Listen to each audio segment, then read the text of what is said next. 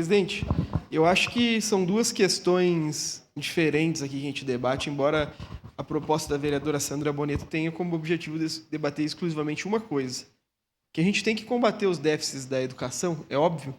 A gente tem um passivo judicial gigantesco e o orçamento do município, para quem leu e até para quem o administrou, exemplo do vereador Edson, aponta essa dificuldade. Há um passivo judicial, é inegável.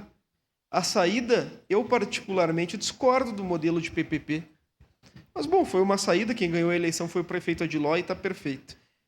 Agora, o nosso debate aqui é um debate a respeito do modelo de conduta de publicidade desta divulgação.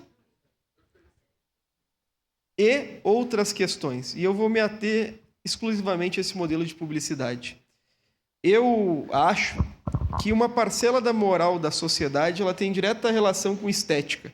Ela vê algo acontecendo e, independente disso ser legal ou ilegal, ela vai classificar essa conduta, muitas vezes, por ser uma conduta do poder público, como uma conduta que é rejeitável.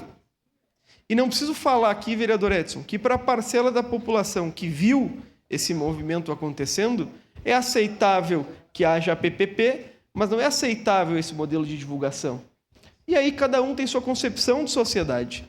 Eu, particularmente, acho que é um modelo de publicidade errado, vereador Wagner, que pode conduzir para uma aproximação que pode ter um interesse terceiro ano que vem, um ano eleitoral. Mas, bom, aí quem vai julgar é a sociedade na hora de votar, como sempre nos julga. Mas, esteticamente, embora o ato seja legal, para mim é escabroso.